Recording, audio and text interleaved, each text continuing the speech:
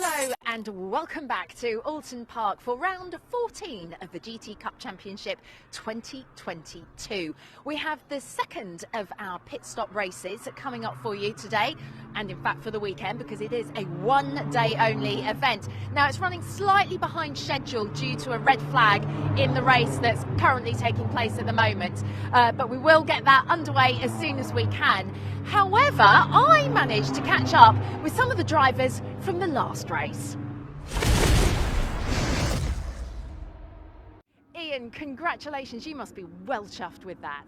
I am, and surprised. We hoped for a podium, but I didn't think we'd get first, if I'm honest. The JMH car was up the road, it was so quick, and those guys did a great job this weekend. But we kept going, and after we got through the chaos of turn one, not quite sure what happened. All I know is I was on the grass navigating a few cars, and by the time we rejoined the track I was in last place. So fair play to everyone that was on the track. They were really respectful as we were coming through, and I thought the driving standards were pretty good there. And then obviously we had a safety car brought us in, and we were in P2 when we came in, and then obviously just at the end we got a bit lucky. We gave a shout to Ollie. We think there's fluid on the track, and he managed to navigate it, and obviously then gave us P1. Yeah, I mean, really good shout, yeah, because we saw that on the cameras, but we weren't sure what was happening. And of course, there was that time penalty that happened for Team Orange, and it was all a bit sort of, we weren't sure what was happening. It was, have they got it? Haven't they got it? Have they got it? When did you get the news? I think I was watching the screen, and I was watching the screen when we came out of the pits. I knew we were only 2 seconds behind them. So with the time penalty, obviously we have a Pro-Am penalty as well. But I thought, right, okay, we're on for a race here now. When you get the two pros out, it's always going to be good fun. Yeah. And then obviously when they spun, we knew we had it then. Yeah. Well, listen, congratulations. You've got another race to look forward to this afternoon. We have, yeah. I need a bit of lunch now. I'm tired. Brilliant. See you later. Thank you. So, Michael, talk us through what happened with that one, because obviously things were going so well in the first half of the race. What went on? Well, what didn't go on the end, or that's what it felt like anyway.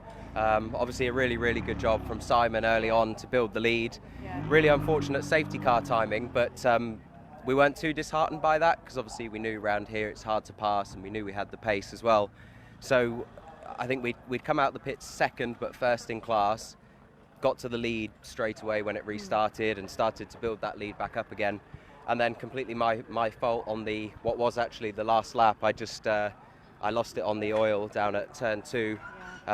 Completely my fault, and obviously went on the grass, but was lucky enough to be able to keep going, so managed to salvage second still. So not as bad as it could have been, but still not ideal. Yeah, it was unfortunate, but these things happen. Listen, you've still got one more race to come, haven't you? Yeah, absolutely, yeah, and I think with it being Oulton Park and how unpredictable that first race was, it's even with the 15 seconds in the pits, it's all to play for. So yeah, hopefully you'll go one better in the next one. Yeah. Listen, I'm going to let you go and head to the podium. Thanks very much. Cheers. Will Dendy, a great result for you, first in GTH. It was a good race, wasn't it? Yeah, it was brilliant. It was tough. So not only was I first, I wasn't on fire this time as well. So that's always a bonus. Yeah. So we had a bit of work to do yesterday, getting the car, prepared again, and just running in some of the bits, and put on good tyres this morning and got P1, and then it was a battle. I mean, Chris was so fast for the early part, but I thought, you know what, like, I'll save my tyres a bit in case there's a safety car or something, and it kind of paid off. So yeah, I'm really pleased. Yeah, you look really pleased. And of course you did the whole race yourself, didn't you? You didn't do a swap over. Yeah, that's right. Patrick's going to do the second race. I think it's worked out pretty well, really. Why have you decided to do it that way? Well, so originally, we have 3 drivers in the car, so it was going to be me doing the first one, and then Patrick, and then Russ. But now Russ can't race, unfortunately, so we were just like, well, I'll do the first race on my own. Now I get to take this off and go and have a gin and tonic. A gin and tonic and a slap-up lunch. Exactly. Yeah. Brilliant. Let Patrick do the work later. Yeah, that's right. Yeah. He's doing a great job, so hopefully we get another good result. Yeah, fantastic. Well done. Thank you. Cheers, Michelle.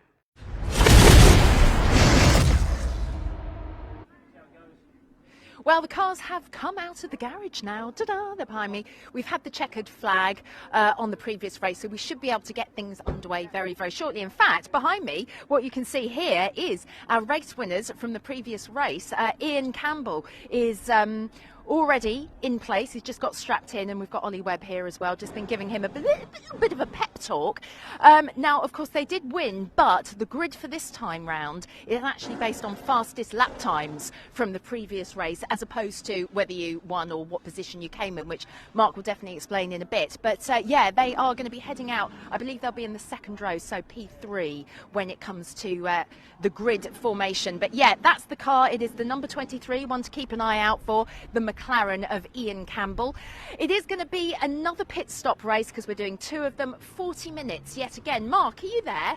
Absolutely, Michelle. Hopefully you can hear me. You would be. Yes, I can hear you loud and clear. So yeah, it's basically a repeat of what we had earlier, isn't it? It is, to the extent of that the pit stop windows get swapped around for this race. So in the race earlier on, the first pit window opened between the 19th and the 23rd minute. That's the same here.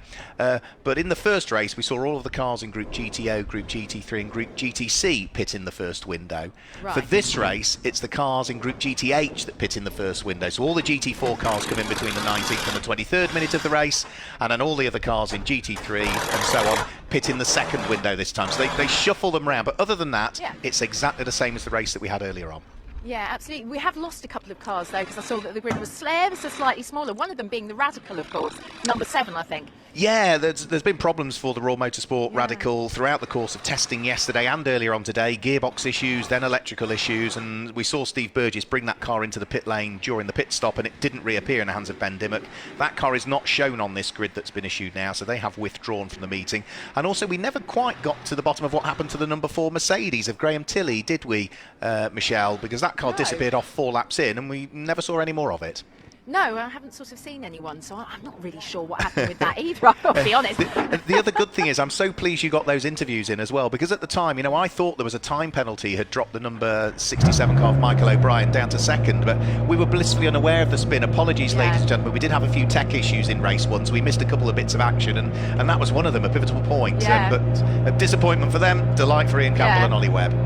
Yeah, absolutely. Yeah, again, as Mark's just said, apologies for those technical issues. Hopefully we'll be all right this time round. Well, the engine's just started. It's got very noisy all of a sudden. So I think they are. The pit lane's open and the cars are now going to head out onto the grid. So very shortly, I will go too. I mean, really. Off he goes. There he is, Ian Campbell.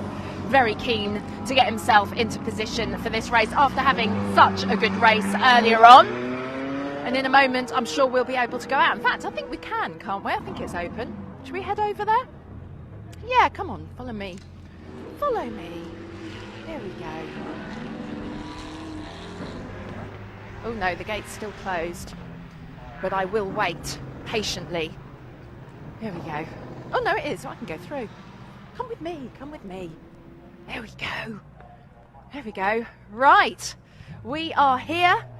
Onto the track, ready, awaiting our cars for our second race of the afternoon. The weather's still fantastic. We've got the breeze, as you can tell from my hair, but the sun's lovely and it is really good track conditions, really. Obviously, track temperatures slightly higher than air temperatures. That's right, isn't it, Mark?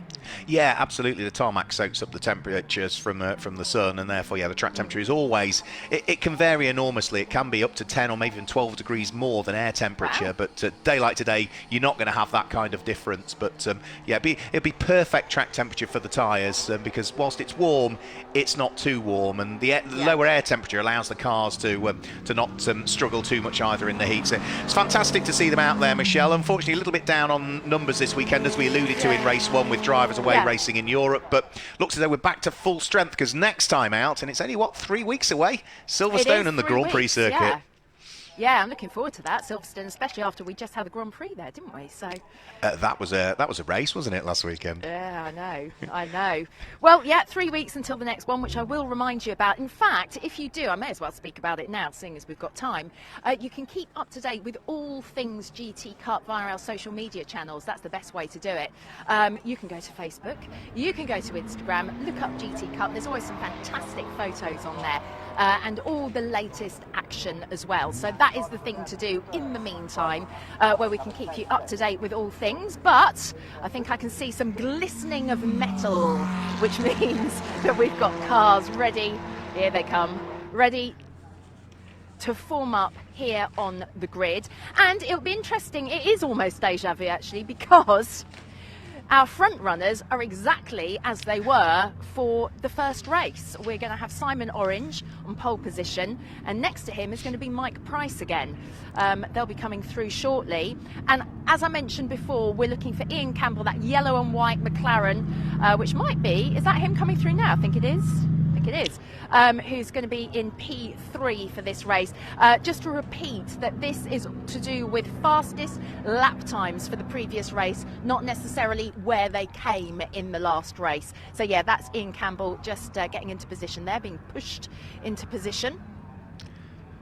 And the difficulty with that format, Michelle, is that John Whitehouse, who was right up there in the reckoning as they went into turn number 1 in the number 44 Paddock Motorsport McLaren, he was the only car that got tangled up in that turn 1 incident and retired. So because that car didn't set a lap time, it's right off the back of the grid. Yeah, which is such a shame. It's really unfortunate, but that is how it works, unfortunately, sometimes. Here he comes. Mr. Orange taking position once again, pole position, ready for this race, and I'm sure they'll be hoping that it goes slightly better than before this time round, but I have high hopes. And I think we've got Mike Price again already here. We're going to have another chat with Mike. Can I ask you a quick question, Michelle, as well? Oh yeah. On the third row of the grid, you have a Ferrari, but I'm guessing you don't have a second Top Cat's Lamborghini. No, you're right. That is because I've just heard, hot off the press. Yeah, it's missing. We've got a gap. It didn't get out of the pit lane before the pit lane closed, so it will be starting from the pit lane, Michelle. Ah, thank you for that, because yes, we have a glaring gap in our grid. That would have slightly confused me. Interestingly, just behind that, number 50, in fact, let's see, I don't know if I've got time to have a quick chat. Let's see. We should have James. This is car number 50, who we spoke to earlier. Let's have a little in his Porsche from Veluga Racing. James. It is James, isn't it? Yeah, I have to check with the helmet. How are you feeling going into this race? You're certainly a lot further up the grid this time round. Yeah, I think it's actually turned out quite well. Obviously finishing 4th last race, it means that obviously we didn't get the penalty for the success, which is good, so it's almost ours to lose this race now. Just got to focus, keep the distance between Chris Hart and the Mercedes next door, and we'll see how it goes. Yeah, well listen, have a good one. It's nice to see you a bit further up. Good luck. There you go. So yes, much further up the grid, of course, Mark, than he was before, because he started right at the back. So he's done quite well, really, to get this far up. So yes, here's our big gap. I'm going to make my way back. We're just getting a shot of that car at the very end of the pit lane. So it is good to go, Michelle. It's brilliant. Waiting patiently at pit lane exit. Yeah, it's a bit weird when they have to do that, I would imagine. As a driver, you're probably, feeling out of it. You're not here on the grid and you're sort of waiting there, raring to go. But yes, so I think the engines are starting to run, so the siren's probably going to go off very, very soon. Anything more you can tell us about the grid, Mark? Other than, of course, all of those success seconds are reshuffled for this one. We've mentioned the number 44 Paddock Motorsport McLaren at the back. What we haven't mentioned is the number 25 Paddock Motorsport McLaren is also at the back of the grid as well. That car was deemed to have caused contact, which pitched the Porsche into the gravel trap at Lodge last time out, and therefore it was excluded from the result, so that goes to the back. Brilliant, thanks for explaining that. Well listen, there it is, the siren's gone. We are about to go racing for our last race of the day. Mark, it's over to you.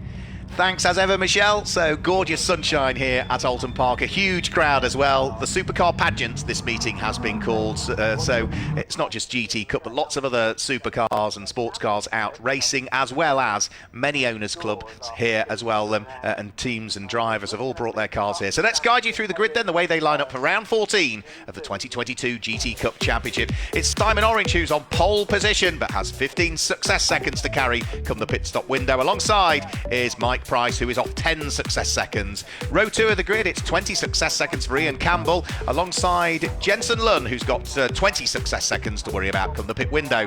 Row 3 of the grid, on the inside, it's Lucky Kira, no success seconds there to worry about, but Charlotte Gilbert has got 10 when she hands over to Charlotte Birch. And row 4 of the grid, 10 success seconds for Stephen Walton, alongside, with nothing to worry about, as we've heard from, was James Wallace. Row 5 of the grid, 20 additional seconds for Patrick Collins, but he drives solo in the number 17 car in this race, alongside number 96, which is John Curry. And row 6 of the grid is Tamer Shahan, and alongside Sarah Misser will start. Row 7 of the grid, 15 success seconds for Mark Hopton, alongside Tim Kresick, who drives solo in this race. He will not be sharing the car with Chris Diamond, is the information we've received. And row 8 of the grid, it is Erica Hoffman that starts, alongside Alex Stevenson in the number 6 Ginetta, who's got 15 additional seconds to spend in the pits. Row 9 of the grid is number 14 Philip Carter, alongside Steve Ruston. Watch out for that 44 car off the back of the grid, as it didn't do a lap time in race number 1. And with problems in race number one following that contact, Kavi Jundu starts at the very tail end of the field, partnered up with the former champion, Adam Hatfield. So that's the way that they will line up on the grid. Still ideal racing conditions here. Yes, it's warm. Drivers might argue it's a bit too warm, but some of these cars have air conditioning, which doesn't, like a normal road car, affect the performance to the same degree. Some of the drivers will be wearing cool suits as well, so that's a set of flame-proof underwear that has little bits of wire running through it, which is filled with gas, which allows that gas to keep you cool when you're in the car as well. So, but if you haven't got either of those, it's going to be warm out there still. That is absolutely for sure, with the sun beating through the windscreen and the heat soak, as well as the engines heat up the firewall between themselves and the drivers, and it does get very, very warm inside a racing car. But all of these guys and girls know exactly about that, so they are getting themselves into 2x2 order, ready for this final race of the day here at Oulton Park, before we head to Silverstone on the 30th and the 31st of July for, back to the usual format, 4 races over the course of the 2 days. So round 14 of the GT Cup Championship for 2022 is about to get going here at Oulton Park. Another 40-minute pit stop race to look forward to. The first of the pit windows doesn't open until the 19th minute of the race. Green flag is waved, lights go out on the gantry, and we're away. It's not a bad start from Simon Orange. Mike Price in second place as Ian Campbell looks to try and draw himself alongside.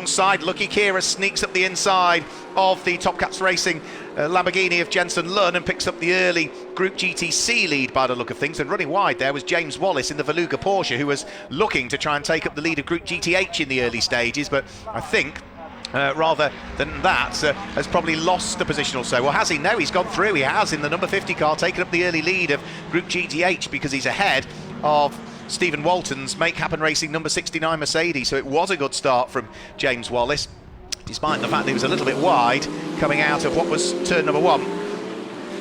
So safely through the first few corners up towards Shell Oil's Bend. Those from the tail end of the field making progress, including Steve Ruston at the wheel of the number 44 Group GT3 McLaren, who started from 18th position on the grid. But for the lead of the race, it's McLaren from Mercedes, from McLaren, and then the Group GTC leading Ferrari in the hands of Lucky Kira. But Simon Orange leading the way when he handed the car over to Michael O'Brien in the race earlier on today. We heard from Michael, he just got caught out on a bit of fluid that had been deposited by the David McDonald Ferrari, and that was what caused the spin for him, and ultimately lost them the lead of the race. But they'll want to try and correct that, because they are in a strong championship position overall, let alone the fact that they lead the Group GT3 championship standings. They are right up there in the mix, if not the overall championship leaders, when we take into account all of the different classes in the GT Cup. So over the crest at Deer Leap, lap number 1 completed, 38 minutes to go, plenty of time to settle into the race. But for Simon Orange, he will want to try and open up an advantage. The Mercedes in the hands of Mike Price that sits behind him, come the pit stop window, will stop for 5 seconds less. So the task in hand here is for Simon Orange in the lead to open up a 5-second gap. The task for Mike Price is to keep it below 5 seconds and then see how the pendulum swings when we get to that all-important pit stop window, which for these cars at the front will open after the 23rd minute of the race and will close at the 28th minute of the race. A 5-minute pit window for them. Ian Campbell there in 3rd position. Group GTH squabble continuing as well, as they all file their way round through Island Bend and up towards Shell Oil's Corner. Group GTH still being led in the early stages by the number 50 Porsche of James Wallace, who is running in 6th position overall. So what we're looking at here is 4th, 5th, 6th and 7th in Group GTH. That being John Curry, Timo Shahan, Mark Hopton and then Tim Kresick, who drives solo. Alex Stevenson in the Group GTC. Ginetta overtake there, that's sneaking up the inside. Timo Shahan sneaking through and ahead of John Curry's Mercedes. So that's the Paddock Motorsport McLaren that goes through. You then try and hunt down the Orange Racing with JMH McLaren that lies just ahead in the hands of Patrick Collins, the number 17 car. And that's the car that, in the hands of Will Dendy in race number 1, claimed the group win, that number 17 McLaren. So there's the Make Happen Racing Mercedes of John Curry. He's got Steve Ruston's Group GT3 McLaren alongside. The McLaren in a straight line should be able to power its way through and past the GT4 car, which it does, so place gain for Steve Ruston. Mark Hopton's at the tail end of that little squabble as well, at the wheel of his number 77 Greystone Racing McLaren. And another place picked off there by Steve Ruston as well, goes through and ahead of the sister car to it, Timo Shahan, and then should be able to ease his way past Patrick Collins in the orange machine that lies ahead. Orange in colour, orange in in terms of Orange Racing with JMH are the car preparers and entrants. So Steve Ruston will, in the GT3 car, thread his way past the GT4 McLaren.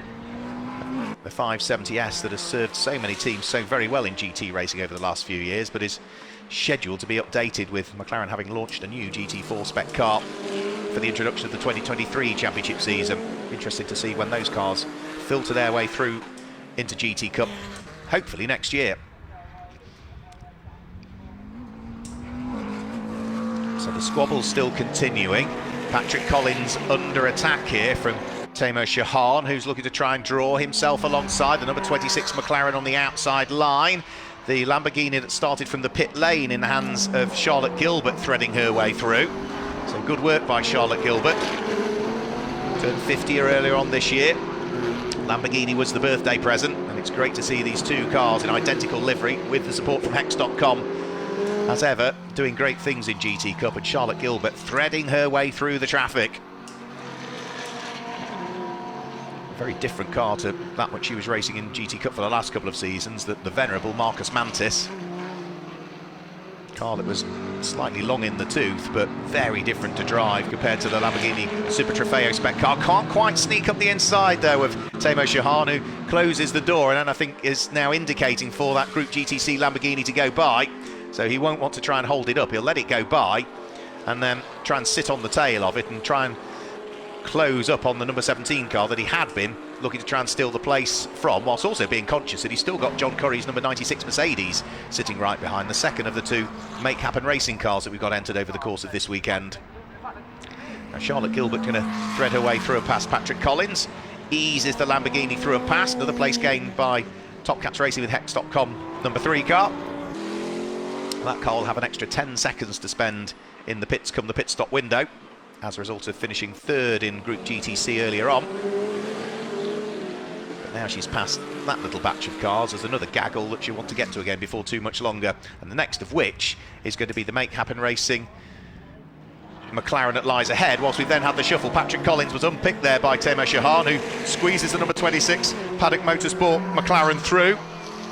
Compromised his exit coming out of Britain's, which allowed Patrick Collins to try and attack once more. And then you've got John Curry trying to attack and defend, because he's also got another car queuing up behind him, which is the Greystone car of Mark Hopton, who will hand that car over to long-time McLaren racer Ewan Hankey. Not a lot Ewan doesn't know about the 570S or the 720S, and it's a 720S in the hands of Simon Orange that leads the race still. Now Mike Price is not that far away. Mike Price set the fastest lap of the race last time through, 1 minute 35.291 for Mike Price.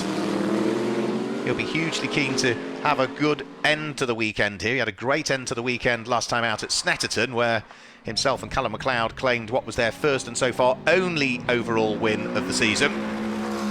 They'd finished 3rd in races, but other than that they hadn't stood on the podium until they headed on to the top step in the 4th and final race of the weekend at Snetterton. And Mike Price is really pushing hard here. You can see, trying to do what he can at the wheel of the Ram Racing prepared Mercedes. Only one of the Ram cars here this weekend. Ian Loggie's away racing in Portimao in a 24-hour race.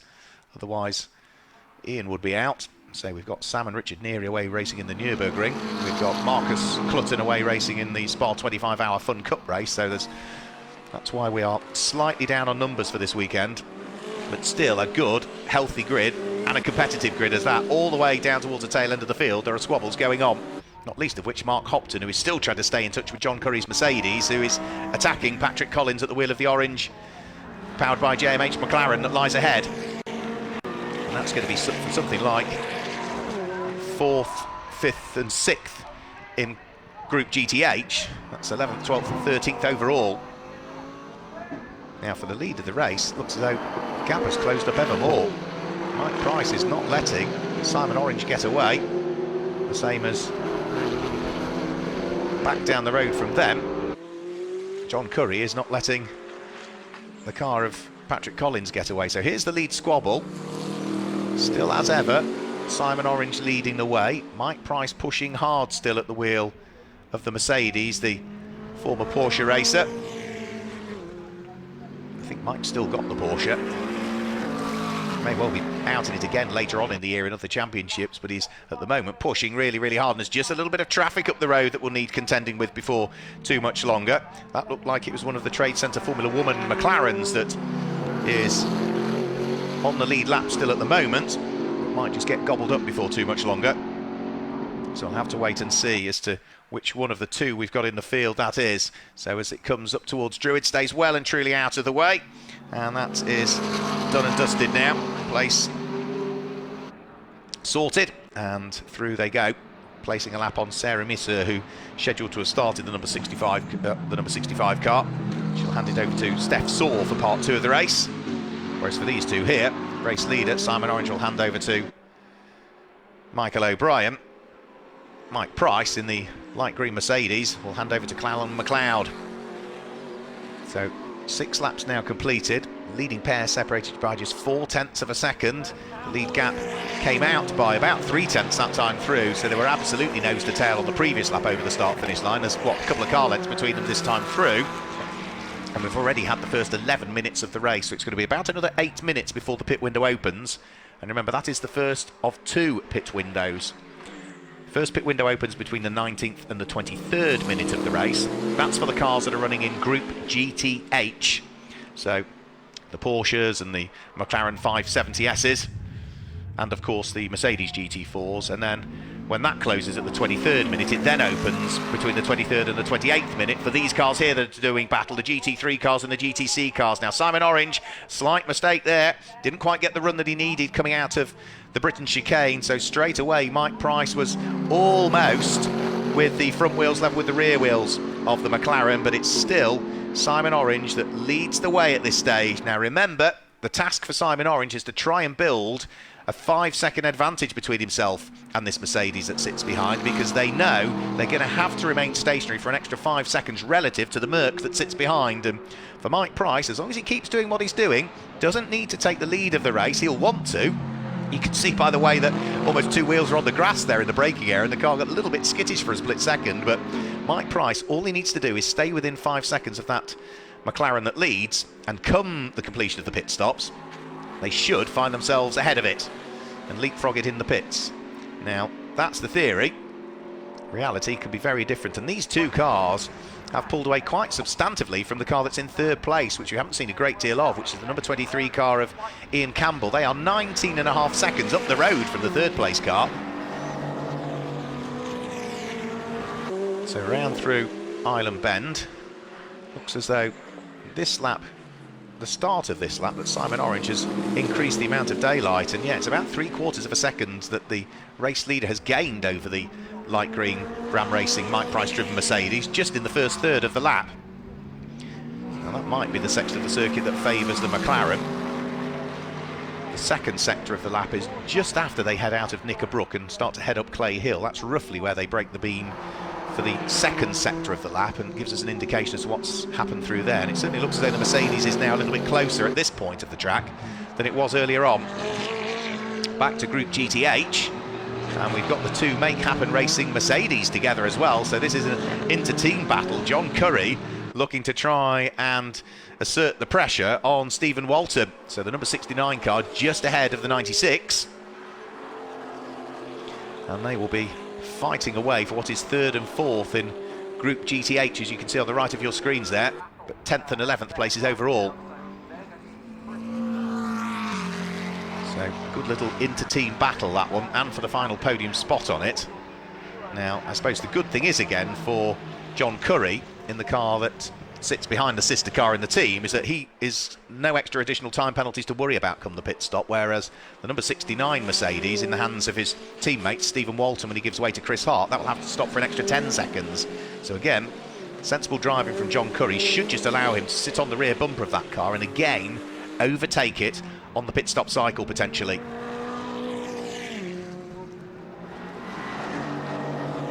There's the Alex Stevenson Ginetta G56, the V8 engine car, coming under pressure from the number 25 car, which started off the back of the grid in the hands of Adam Hatfield, the 2018 overall GT Cup champion. Is scheduled to take over that car from Kavi Jundu, sorry. So Kavi will start, Adam will take over. And we are now only, 5 minutes away from the pit window opening. So it won't be that much longer before the pit window opens. But the squabble's still out there on circuit, so John Curry trying to attack the sister car ahead, but also conscious that Mark Hopton at the wheel of that Greystone McLaren is not that far away. If you've watched GT Cup earlier on in this season, you'll have seen that red and white car in the hands of the American Ron Trenker, but he's back at home watching on. We'll be back for Silverstone now, we gather. And with problems for Mark's regular car, this red and white car was brought into action for Mark Hopton to share with you and Hankey over the course of this weekend. So no matter where you look, largely everybody has got somebody to play with at the moment. There's the odd lonely car out there. Our race leaders are still amongst the traffic as well. This car is the leader of Group GTH, so pushing hard is James Wallace at the wheel of the Veluga Porsche Cayman that he shares with Sam Mayer-Lochner. The race leader goes past Tim Kresick, so that's Simon Orange now dealing with the traffic once more. He's got a back marker between himself and Mike Price, and this might just stretch the lead advantage a shade more. But of course, having got past one back marker, Simon Orange is now faced with the next back marker, who should make it easy for it, because this is Patrick Collins from the same team. Yeah, Patrick stays out of the way, allows Simon to wiggle his way through. Is Patrick going to be as gentlemanly to Mike Price, or is he maybe going to make it not awkward, but just not quite as easy? No, sensible driving again by Patrick, doesn't want to get involved. He's worried about his own race. Let the race leaders go through, which means that Mike Price can now try and catch up with the McLaren again, whilst the McLaren has got another busy section of the circuit coming up, because the next of the cars he's going to want to go through and past, I think, is Erica Hoffman's car. And Erica Hoffman is not that far down the road from Alex Stephen and the Century Motorsport Group GTC Ginetta G56. The two Make Happen Mercedes still absolutely together. Blue flags in the background by our fantastic Oulton Park marshals allow those to know that the race leaders are coming through. And I think Mike Price has had a better run through the traffic this time. So he was 1 3/4 seconds adrift of Simon Orange on the previous lap. This time, as they come over the start-finish line, it's down to 0.6 of a second. So, yeah, much better run through the traffic for the number 11 Ram Racing Mercedes of Mike Price that time through. Can he clear all of the traffic, though, as they head down through the Avenue and Dentons? No, he gets sort of bottled up to a degree behind Mark Hopton, who can't really disappear out of harm's way. Equally as much, Simon Orange gets bottled up behind John Curry's Mercedes. So they squeeze their way through and past the slower traffic, who are all having their own little battles. So no, they don't need to move out of the way. It was advised appropriately in driver briefing this morning. It's up to the quicker cars to work their way past the slower ones. And here at Oulton Park, when it's twisty and undulating and a tight circuit, you just have to be patient. And you can see that whilst Mike Price had gained on the previous lap through the traffic, look how much time he has lost relative to Simon Orange, race leading number 67 car this time through. So the light green Mercedes in the background of the shot has lost a raft of time now to the number 67 McLaren. And all of that is just before the pit window opens. So we're now, what, 1 3/4 away, 90 seconds away, just over from the pit window opening. Now, fastest lap of the race is still with the second place car, set much earlier on in the race, 1 minute 35.291. Has not been bettered as yet by anybody, so Mike Price still pushing hard, having posted the fastest lap earlier on. He's going to, I think, lose out again through the traffic here, isn't he? Because he's not quite going to get through and past the Paddock Racing McLaren 520. Or 570S rather, into the pit lane. Right, so this is in theory, I think, before the pit window's open. Sarah Misseur coming into the pit lane. But he had 18 minutes of the race. Thought it was 19 minutes when the pit window opened, so that could be an unscheduled pit stop there for that car. Let's hope that it's not a problem. Now the lead advantage, 1.8, almost 1.9 seconds now, so all of that hard work Mike Price has done through the traffic all came undone. It hasn't affected the battles though.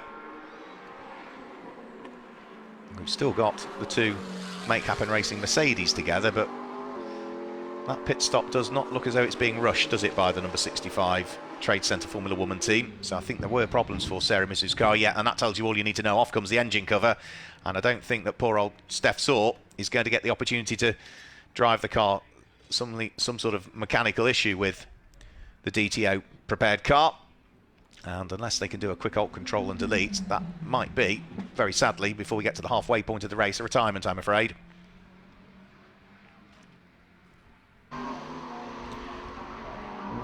Now something has happened on this lap, because all of a sudden the number 69 Mercedes has lost places there. Now quite what happened whilst we were looking at that stricken McLaren in the pit lane, I'm not sure, but Stephen Walton has been picked off. He was running third in Group GTH and 10th overall at the beginning of this lap, but he has lost a raft of places. The Ginetta's gone through, one of the Paddock Motorsport McLarens, the number 25 car of Kavi Jundu, has gone through. So it's at least 2, maybe even 3 places lost, because I think Mark Hopton went through at the wheel of the number 77 McLaren. Yeah, he's through in ahead as well. So that's at least 3 places lost, if not more, for the number 69 Mercedes on that lap. So something must have happened over the course of the lap, and it looked as though it was largely in the middle sector where it may have happened. Now the pit window is open, so we're going to start to see cars dive into the pit lane. Tim Kresick doesn't at the wheel of the Caffeine 6 by Par Motorsport Porsche Cayman GT4. He continues on his merry way, driving solo as well, was scheduled to have shared with Chris Diamond, but I think on the basis of Tim got tipped into a spin in the race earlier on, they're going to give him more driving time. Into the pit lane has come Stephen Walton to hand over to Chris Hart. So out jumps Stephen, runner-up in GT Cup Group GTA last year when they were running a Ginetta G55. In jumps Chris Hart, as I mentioned earlier on, former Fun Cup champion. Race Clubmans and things like MX-5s in the past as well as Chris Hart. Into the pit lane we can see number 17 is in, so that's Patrick Collins, who will remain behind the wheel of that orange McLaren in the background of the shot. But out front, leading the way, and now leading by 2 3/4 seconds, is Simon Orange. See, he's pushing hard still, raising a dust on the exit of Druid, so no let up in the pace that he's looking to try and put down. And having stepped up from Ginetta G55s and McLaren GT4s in the past, he has adapted beautifully to this GT3 car. So out of the car goes Stephen Walton. In fact, Chris Hart has just got back out of that car, so yeah, both drivers in there. So we've just seen Stephen Walton get out. Chris Hart was scheduled to get in, but that looks as though they are up on the jacks, and news is it may well be electrical. Alternator is the suggestion that's coming through, that car is maybe running out of battery and voltage. Back out of the pit lane comes Patrick Collins. Out of the pit lane comes number 77. That was in the hands of Mark Hopton. It's now Ewan Hankey behind the wheel. That car will come to life. Alternator belt is the problem with the number 69 Mercedes. Jodie Sloss jumps on board the number 64 Trade Centre Formula Woman McLaren. And any remaining cars in Group GTH need to be diving for the pit lane very shortly, because their window is about to close, and in about 60 seconds time the pit window will then open for the cars that run in Group GT3, Group GTC and, well, Group GTO, but I think with the Radical falling by the wayside, it's only Group GTC and Group GT3 we need to worry about now. So John Curry just waiting for the clock to tick away. He's sat on board the sole remaining Make Happen Racing Mercedes.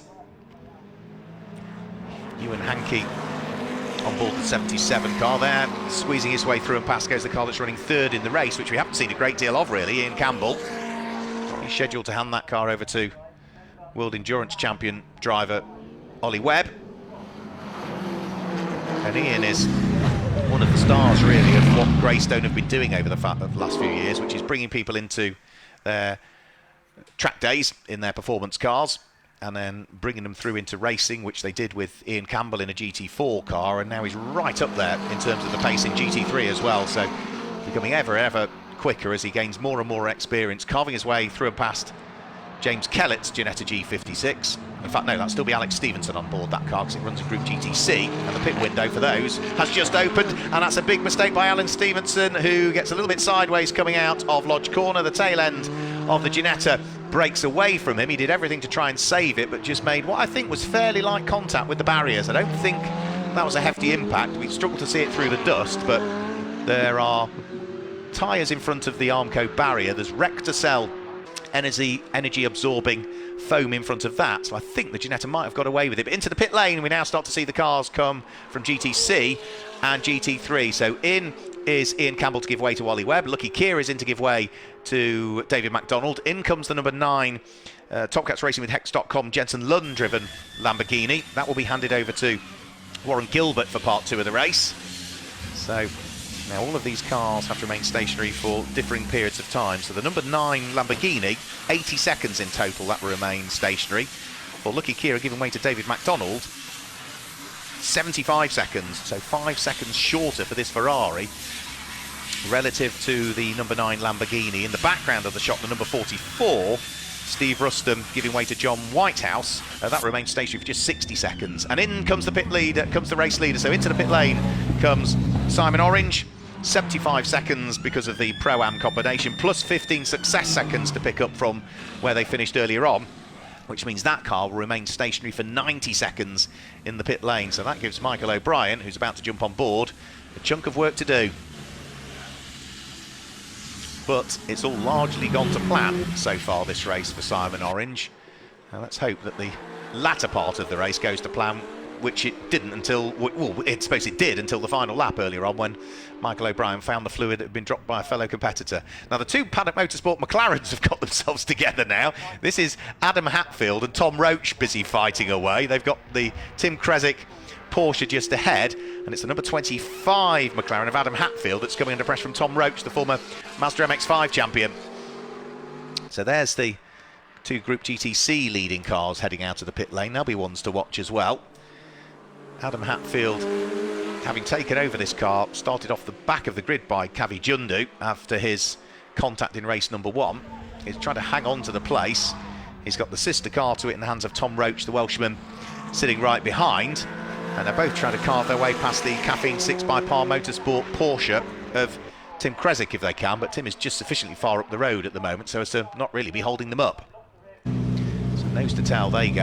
Out of the pit lane goes the number 67 McLaren. There goes Callum McLeod past it, and then Michael O'Brien stalls the car. Is he going to get it rolling again? Yes, he does.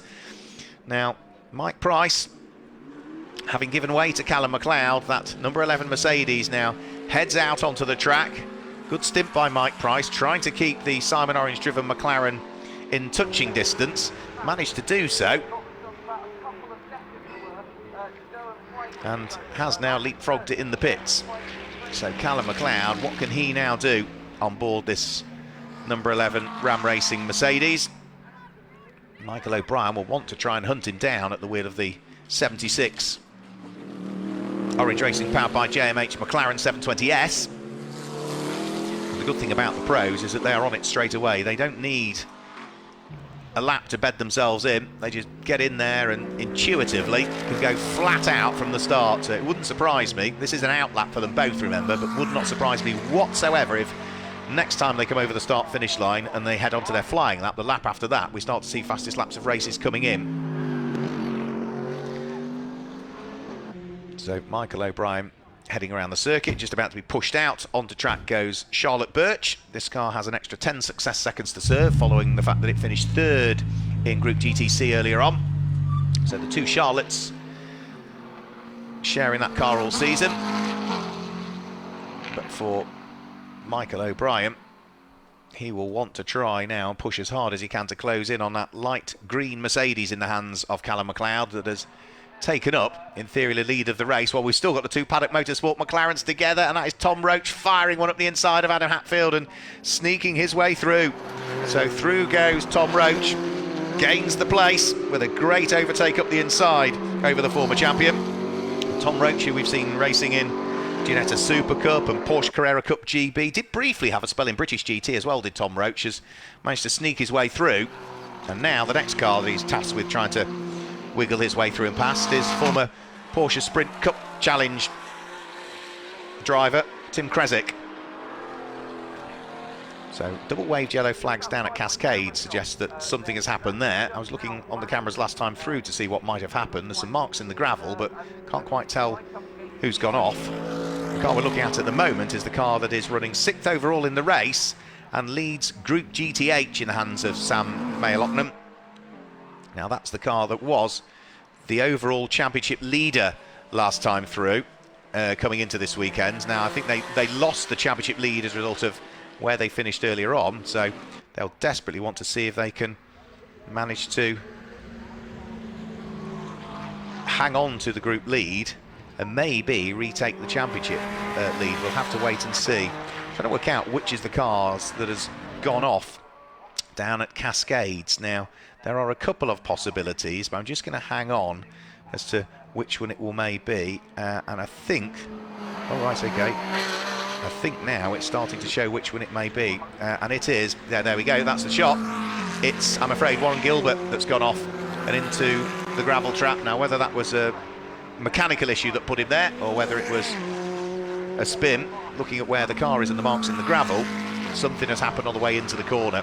So Warren maybe has been caught out, or the car has caught him out. We'll have to wait and see. So Callum McLeod leads the way at the wheel of the Ram Racing Mercedes, and now is that a little bit damaged just to the front of that car? There is very slight amount of damage. If you look at the front right hand corner of that car, where the bumper meets the wing is a little bit out of alignment now. That panel gap was perfect earlier on. That panel gap is not now perfect. So has there been a little bit of contact somewhere? Have to wait and see, and also try and pick up on whether the front dive plane is there or not. Front dive plane is there, but that front wing has definitely taken a small impact somewhere. Front right hand corner of the car. Thankfully there's no tyre up, the car looks absolutely fine, and having just set the fastest lap of the race last time through, Callum McLeod is on it. 1 minute 33.1 exactly for Callum McLeod, and I think he might surpass that this time through as well, because the first third of the lap was a belting first third of the lap. Now Tim Kresick is still doing a really good job of holding up the charging cars behind. Adam Hatfield is trying to unlock the door to squeeze his way through and past, and I think he's going to do it here. Yep, so through goes the Paddock Motorsport McLaren 570 to squeeze his way through and past Tim Kresick. So that is going to be down to 5th in Group GTH now for Tim Kresick, driving solo in this one. And it will be place gained by the 2018 overall champion in GT Cup, which is Adam Hatfield. Now for Tim Kresick, he'll look in his mirrors and see that number 77, Ewan Hankey's not too far away at the wheel of that red and white Greystone McLaren. So he'll need to press on ever more. So 8.5 minutes to go. Ewan Hankey ran very wide coming out of Knickerbrook that time through.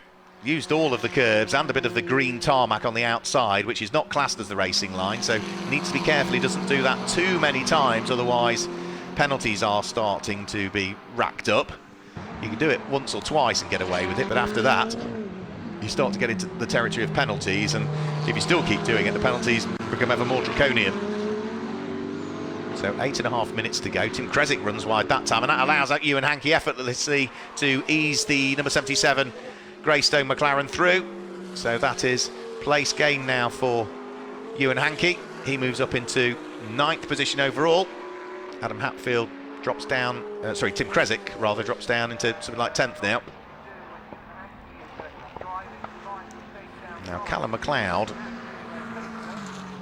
fastest lap of the race he's posted is 1 minute 33.066. He was a little bit slower that time through, but is pushing hard here. He really has opened up a handsome advantage. It's 9.5 seconds nearly between himself and Michael O'Brien. 9.4 seconds as good as. Michael O'Brien lapping in 1 minute 34s last time through. Callum McLeod was a little bit slower but had traffic to deal with. And on this lap it's Michael O'Brien that's got the traffic, so through and past Jodie Sloss, the young Scots lady. Next car to pick off is Patrick Collins, who he squeezes his way through and past. Patrick, who's been racing in GT Cup for a couple of seasons now. 2020 was the first season we saw him in GT Cup, but prior to that had raced Mazda MX-5s, both Mark 1s and Mark 3s in the various championships that we have in the UK for them. But for Michael O'Brien, nice and neat and tidy, and just pushing as hard as he needs to at this stage. Michael, who is still only, what, 27 years of age, Michael, seems to have been around for a very, very long period of time. First saw him in single-seaters, as so many drivers did, Formula Ford and BRDC Formula 4. Went and raced Mini Challenge JCWs for a brief period of time, and then first appeared in the GT scene back 4 years ago now, in a GT4 car in British GT in 2018. And has now carved a very good reputation as a very solid, reliable driver who certainly has brought on Simon Orange. Simon Orange was not a slow driver last year, but under the tutorage of Michael O'Brien, Simon Orange, who is the AM, who is, you know, that's where the time's to be found in the AM. You bring the AM on and push them as hard as you can, and all of a sudden, yeah, Simon Orange is delivering as a sporting driver in this championship, whereas Michael O'Brien, as do all of them, deliver as a pro for sure. Now, Group GTC is being led by this car now, so this is David MacDonald. This is the car that had problems late on in the race earlier on and laid coolant down on the track. It was classified as a finisher in the amended results, but was off the lead lap. Now, all is clearly well with that Ferrari. It is lying 5th overall in the race, leads Group GTC, has got traffic to deal with as well, and that traffic is squabbling traffic, which is Ewan Hankey looking to try and attack. That'll be Adam Hatfield that lies ahead. And David MacDonald will try and pick those off. So we've got Ferrari trying to lap McLaren's, whilst that Ferrari is about to be lapped by the overall race leader. So these are potentially, these 4 cars, only 2 of them are on the same lap, because the Ferrari is about to be lapped by the race leader, but the Ferrari is trying to put a lap on the McLaren. So here we go, this could be tight. Callum McLeod weaves his way through and past David MacDonald, who sees him coming. Then there's a flash of the lights. Ewan Hankey is not going to let the race leader go through just at that point, because he wants to hang on to the coattails of Adam Hatfield that lies ahead. Now here's second place, Michael O'Brien. He's fairly lonely at the moment, doesn't really have anybody to play with. And for David MacDonald, I think he's still sort of bottled up behind those 2 GT4 McLarens and desperate to try and move the Ferrari through, but conscious of the fact that he doesn't want to get tangled with them, and equally as much, he's leading Group GTC reasonably comfortably at this stage, because whilst he lies 5th overall in the race, the next car in Group GTC is going to be down in 15th position, I think, which is the Lamborghini in the hands of the 2 Charlottes, Charlotte Birch and Charlotte Gilbert. Just a quick check to that would say absolutely that's the case, yeah. And then third in Group GTC would be the number 6 Ginetta that Alex Stevenson has given way to, and it's now James Kellett that's jumped on board. Now, can Ewan Hankey here unlock the door on the former champion? Adam Hatfield was a little bit slower coming out of the Britain chicane. Ewan Hankey was looking to try and see what he could do, and then spots that David MacDonald is trying to overtake the pair of them. The Ferrari wheel to wheel with the number 77 McLaren, which eventually yields in the hands of Ewan Hankey. So that's at least one of the back markers dealt with by David MacDonald, who's now pressing on with it a bit more now and effortlessly gets past Adam Hatfield. And they're all now getting caught by the second place car in this race, which is Michael O'Brien, with 3 minutes remaining. The race leader is on to lap number 22. Shortly we'll be on to lap number 23. In fact, there, over the start-finish line will have gone Callum McLeod onto lap 23, followed by Michael O'Brien, now that he's dealt with the traffic a few moments later. And what's the relative gap first to second? As the number 67 McLaren goes over the start-finish line, it is now 11 seconds adrift of the race-leading Merc. And is now trying to place a lap on David McDonald's car, which lies 5th overall in the race. So it's only the top 4 cars that are on the same lap at the moment. And one of them, let's give it a shout out as well, running in 4th place. It started in 18th on the grid because it went out at the first corner in race 1 and didn't set a lap time. So well done to Steve Ruston in part 1 of the race, and fantastic work by John Whitehouse in part 2 of the race to bring that Paddock Motorsport number 44 McLaren all the way through the order. I don't quite think they're going to get themselves onto the overall podium. That's still a good result after a difficult start to the day for them, and there they go now, just threading their way up Clay Hill. John Whitehouse will be behind the wheel, who has recently retired earlier on this last week and is heading over for an extended holiday in France, and he's very much looking forward to having more time at his disposal. Whether there's any more time spent racing cars or not, that's between him and his wife to discuss, but yeah, great to hear, John, that he's looking forward to what the future brings now that he can concentrate less on work, having sold his business a couple of years ago. So John Whitehouse over the start finish line, running in 4th position overall, 40 seconds adrift of the car ahead of him, but off the back of the grid with the hard work he and Steve Ruston have done. Not a bad end to the day for the car that earlier on this season had mechanical gremlins and engine woes, and they should remain on the lead lap because there's only a minute to go, and Callum McLeod is now onto what in theory ought to be the last lap of the race as he threads his way out of Cascade along Lakeside and up towards Island Bend, still with a bit more traffic that he would need to deal with. And this is going to be the leader of Group GTH of Sam Mayer-Lochnan, who's running in 6th place overall, that he's going to lap for the second time. So Sam will easily allow that Mercedes to go through. He'll be keen to make sure they hang on to the lead of Group GTH and scoop up the maximum points available to them, which will be 25 points if they can win Group GTH. And it looks as though it's going to be another 25 points heading this way, in the way of this car, because it's been a faultless drive this time through from Mike Price in the early stages, from Callum McLeod in the second part of the race. They had to wait until the 12th round of the championship to claim their first overall win in the second of the 2 pit stop races at Snetterton that took place on the 12th of June. Well, roll it forward a month, and in the second of the pit stop races here, they're going to do exactly the same again and head towards what for Mike Price and Callum McLeod will be their second overall win in the 2022 GT Cup Championship. Out of the final corner, just Deer Leap to deal with. The checkered flag is being readied, and it's a second win of the season for Ram Racing's Mike Price and Callum McLeod. They come through to claim the win in round 14 of the GT Cup Championship for 2022. It's going to be a solid haul of points for the car in second place, which will be Simon Orange and Michael O'Brien, who should finish, there they go, in second position. So that keeps their championship aspirations exactly where they want them to be. Third place will go the way of Ian Campbell and Ollie Webb.